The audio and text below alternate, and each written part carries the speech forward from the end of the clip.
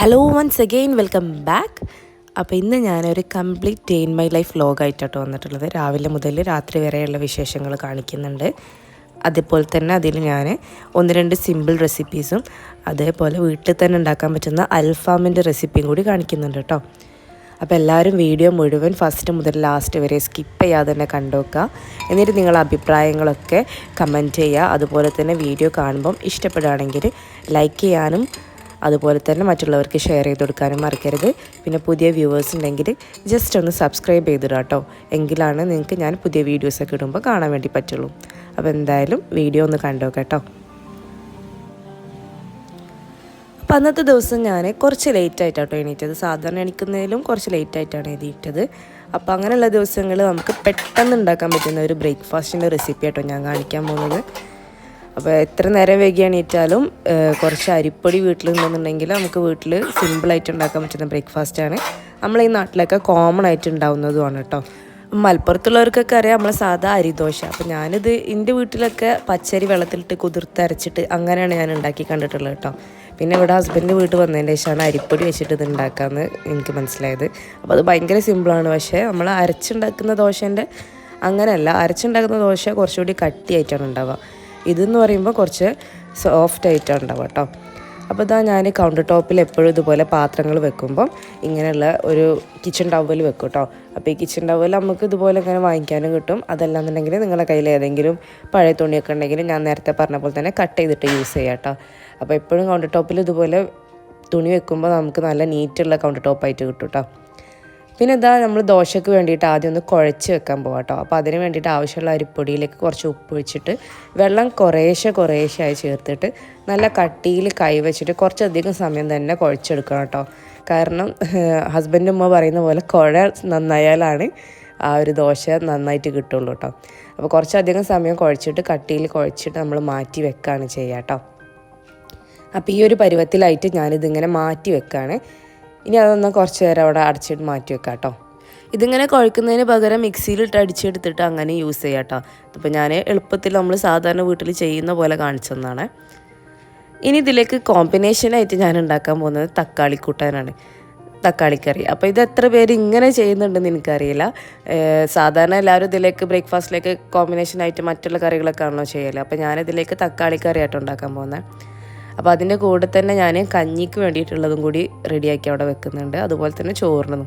അപ്പോൾ ചോറ്, കഞ്ഞി, അതുപോലെ ചായ എല്ലാം കൂടി ഒരേ സമയത്ത് റെഡിയാവും കേട്ടോ. അപ്പോൾ അങ്ങനെ ആകുമ്പോൾ ആ പരിപാടി കഴിഞ്ഞ് പിന്നെ നമുക്ക് ചോറിലേക്ക് കൊണ്ട് കൂട്ടാൻ ഉണ്ടാക്കിയാൽ മതിയല്ലോ.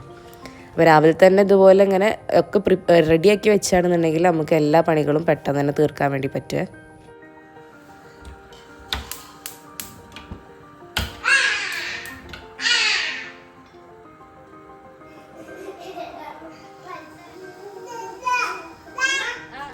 പിന്നെ ഞാനിപ്പോൾ ഒരുപാട് വ്ളോഗിൽ കാണുന്നതാണ് രാവിലെ തന്നെ പണികൾ തീർക്കുക, 8 മണി 9 മണിയാകുമ്പോഴത്തേക്കും പണി തീർത്ത് ഫ്രീ ആവാമെന്നൊക്കെ പറഞ്ഞിട്ട്.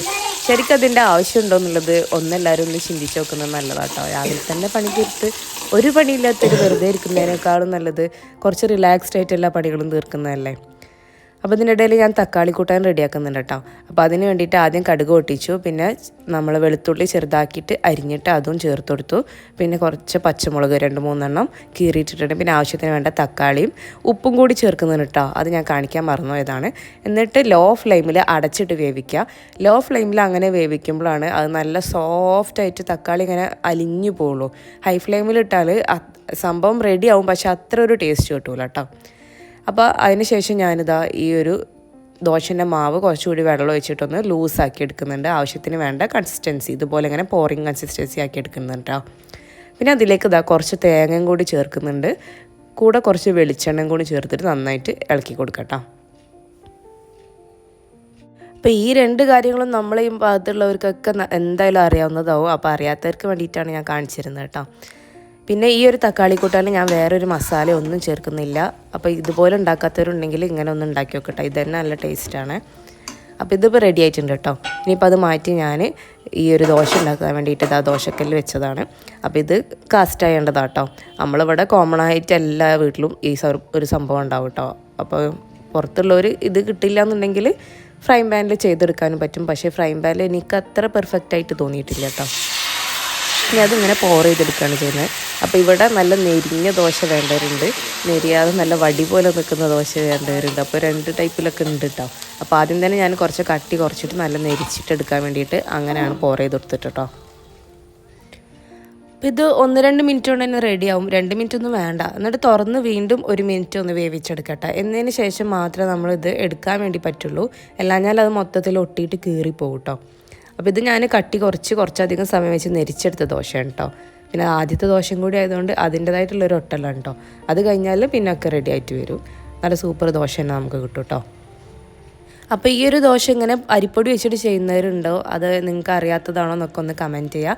അതുപോലെ തന്നെ ദോശയ്ക്ക് നിങ്ങൾ സാധാരണ എന്ത് കോമ്പിനേഷനാണ് ഉണ്ടാക്കൽ എന്നുള്ളതും ഒന്ന് കമൻറ്റ് ചെയ്യാം കേട്ടോ. അപ്പോൾ തന്നെ പിന്നെ ഞാൻ നേരത്തെ പണി തീർക്കുന്ന കാര്യം, അത് ജോലിക്കൊന്നും പോവാതെ വീട്ടിൽ തന്നെ ഇരിക്കുന്നവരെ കാര്യം കേട്ടോ. അതുപോലെ തന്നെ വീട്ടിൽ മറ്റുള്ള കാര്യങ്ങളൊന്നും ചെയ്യാത്തവർ, ഇപ്പോൾ എല്ലാവരും വീട്ടിൽ തന്നെ ഓരോ ബിസിനസ്സും അതുപോലെ തന്നെ ക്ലാസ് എടുക്കലൊക്കെ അയച്ച് അങ്ങനെ പോകുന്നുണ്ട്. ശരിക്കും നമ്മൾ അങ്ങനെയുള്ള എന്തെങ്കിലും ഒരു കാര്യത്തിൽ എൻഗേജ്ഡ് ആവുന്നതും നല്ലതാണ്. നമുക്ക് വേണ്ടിയിട്ട് വേണ്ട നമുക്ക് ജീവിക്കാം. അപ്പോൾ അങ്ങനെ ഒന്നും ഇല്ലാത്തവരുടെ കാര്യമാണ് ഞാൻ പറഞ്ഞത്. അപ്പോൾ അങ്ങനെ ഒന്നും ഇല്ല, അതുപോലെ വീട്ടിൽ മറ്റുള്ളവരുണ്ട്, ചെറിയ കുട്ടികളുണ്ട്, അങ്ങനെയൊക്കെ ഉള്ളവർക്ക് ഇതുപോലെ നേരത്തെ പണി തീർക്കാനൊന്നും പറ്റില്ല ശരിക്കും പറഞ്ഞാൽ. എന്നിട്ട് അവരിതുപോലെ വ്ളോഗൊക്കെ കണ്ടിട്ട് ഇങ്ങനെ വിഷമിച്ചിരിക്കണം, എൻ്റെ പണി തീരുന്നില്ല അങ്ങനെയെന്നൊക്കെ പറഞ്ഞിട്ട്. പക്ഷെ അതിൻ്റെ ആവശ്യമില്ല കേട്ടോ. നമ്മളെ പേസിൽ വർക്ക് ചെയ്യാം. നമുക്ക് എങ്ങനെയാണോ കഴിയുക അതുപോലെ തന്നെ വർക്ക് ചെയ്യുക കേട്ടോ. ചിലർക്ക് രാവിലെ പെട്ടെന്ന് പണി തീർത്തിട്ട് പിന്നെ ബാക്കി എന്തെങ്കിലും ചെയ്യാനുണ്ടാവും. ചിലർക്ക് അങ്ങനെ പറ്റില്ല, വീട്ടിൽ മറ്റുള്ളവരുണ്ടാവും, അവരുടെ കാര്യങ്ങളൊക്കെ ശ്രദ്ധിക്കേണ്ടി വരും. അപ്പോൾ അങ്ങനെ ആകുമ്പം അതെല്ലാം കൂടി നമുക്ക് നോക്കി നടത്താനും കഴിയില്ല. അപ്പോൾ നമ്മളെ ആവശ്യത്തിന് നമുക്ക് എന്താണോ ആവശ്യം, നമുക്ക് രാവിലെ നേരത്തെ തീർക്കേണ്ടതുണ്ടെങ്കിൽ മാത്രം അതിനെക്കുറിച്ച് ആലോചിച്ചിട്ട് നമ്മൾ ബുദ്ധിമുട്ടിയാൽ മതി കേട്ടോ. എപ്പോഴും നമ്മളെ സമാധാനവും സന്തോഷത്തിനുമാണ് നമ്മൾ മുന്നിൽ കൊടുക്കേണ്ടത്. അപ്പോൾ ഇന്നിതാ നമ്മൾ ബ്രേക്ക്ഫാസ്റ്റ് പോലെ തന്നെ ലഞ്ചും ഭയങ്കര സിമ്പിളായിട്ട് ഉണ്ടാക്കുന്നത്. കാരണം നമ്മൾ രാത്രി നല്ല ഹെവി ആയിട്ട് ഫുഡ് അടിക്കാൻ വേണ്ടി പോവാട്ടോ. അപ്പോൾ ലഞ്ചിന് വേണ്ടിയിട്ട് ഞാനിതാ മീൻ കറി ഉണ്ടാക്കിയിട്ടുണ്ട്, മീൻ വറ്റിച്ചതാട്ടോ. അതുപോലെ തന്നെ ഇനി ഉണ്ടാക്കാൻ പോകുന്നത് വെണ്ടക്ക ഉപ്പേരി കേട്ടോ. അപ്പോൾ വെണ്ടക്ക ഈ രീതിയിൽ ഉപ്പേരി എല്ലാവരും വെക്കുന്നതാണ്. ഉപ്പേരി വെക്കാത്തവർ ഇതുപോലെ വെക്കാത്തവരുണ്ടെങ്കിൽ ജസ്റ്റ് ഒന്ന് ട്രൈ ചെയ്ത് നോക്കാം കേട്ടോ. കടുക് പൊട്ടിച്ചു, സവാള പച്ചമുളകും വഴറ്റി അതിലേക്ക് ഉപ്പും മഞ്ഞൾപ്പൊടിയും കൂടി ചേർത്തതിന് ശേഷം നമ്മൾ അരിഞ്ഞു വെച്ചിട്ടുള്ള വെണ്ടക്കയും കൂടി ചേർത്തിട്ട് നമ്മൾ ലോ ഫ്ലെയിമിൽ തുറന്ന് വെച്ചിട്ടാട്ടോ വേവിക്കുന്നത്. ഇത് അടച്ച് വെച്ച് വേവിച്ചാൽ എന്താ പ്രശ്നം എന്ന് വെച്ചാൽ അതിൽ ഇങ്ങനെ ഒരുപാട് ഇളക്കി കൊടുക്കുകയും ചെയ്യരുത്. ഇടയ്ക്ക് മാത്രം ഇളക്കി കൊടുക്കുക കേട്ടോ. അതിൻ്റെ പശ മൊത്തം പുറത്തേക്ക് വരുന്ന പോലെ ഒരു കൊഴുപ്പ് പോലെ ഉണ്ടാവും കേട്ടോ. അപ്പോൾ അറിയാത്തവർക്ക് വേണ്ടി പറഞ്ഞു തരുന്നതാണ്. ഇതൊക്കെ എല്ലാവർക്കും അറിയുന്ന കാര്യം തന്നെ ആവും കേട്ടോ. ഒരു അശ്രദ്ധ ഉണ്ടാവണ്ടെന്ന് കരുതിയിട്ട് പറഞ്ഞതാണ്. അപ്പോൾ അതിൻ്റെ കൂടെ തന്നെ ക്ലീനിങ്ങും കാര്യങ്ങളൊക്കെ കഴിയുന്നുണ്ട് കേട്ടോ.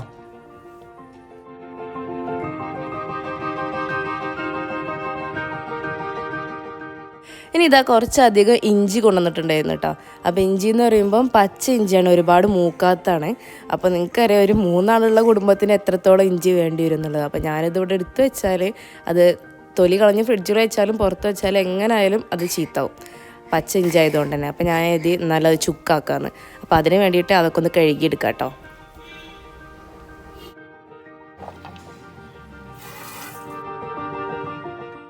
ഇനി അതൊക്കെ ഒന്ന് തൊലി കളഞ്ഞ് ചെറുതാക്കിയിട്ട് കട്ട് ചെയ്തെടുക്കുകയാണ്. തൊലി കളഞ്ഞെടുത്താൽ തന്നെ മതി, കട്ട് ചെയ്യേണ്ട ആവശ്യമൊന്നുമില്ല കേട്ടോ. ഉണങ്ങി കഴിയുമ്പോൾ എന്തായാലും അത് ചെറുതാവും. പക്ഷെ ഞാനത് പെട്ടെന്ന് ഉണങ്ങി കിട്ടാൻ വേണ്ടിയിട്ടും മിക്സിയിൽ പെട്ടെന്ന് പൊടിയാൻ വേണ്ടിയിട്ടും നല്ല ചെറുതാക്കിയിട്ട് തന്നെ അരിഞ്ഞിട്ടെടുക്കുന്നുണ്ട് കേട്ടോ. ഇനി നല്ല വെയിലത്ത് വെച്ചിട്ട് ഒരു 5-6 ദിവസം ഒന്ന് ഉണക്കിയെടുത്താൽ മതി. പിന്നെ ഇതൊക്കെ ചെയ്യുമ്പോൾ നല്ല വെയിലുണ്ടോയെന്നും കൂടി നോക്കണം കേട്ടോ. കാരണം ഞാനിത് ചെയ്ത് പിന്നെ 2 ദിവസം മഴയായിരുന്നു കേട്ടോ. പക്ഷേ കേടായിട്ടൊന്നുമില്ല, അൽഹംദുലില്ലാഹ് നല്ലപോലെ കിട്ടിയിട്ടുണ്ട് കേട്ടോ.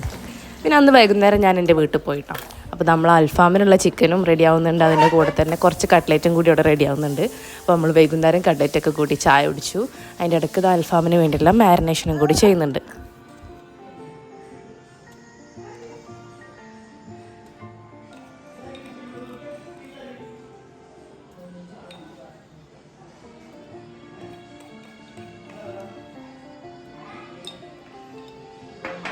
ഈ ഒരു അൽഫാമിൻ്റെ റെസിപ്പി ഞാൻ കുറേ മുന്നേ ഡീറ്റെയിൽ ആയിട്ട് എൻ്റെ ചാനലിൽ ഇട്ടിട്ടുണ്ട് കേട്ടോ, റെസിപ്പി വീഡിയോ മാത്രമായിട്ട്.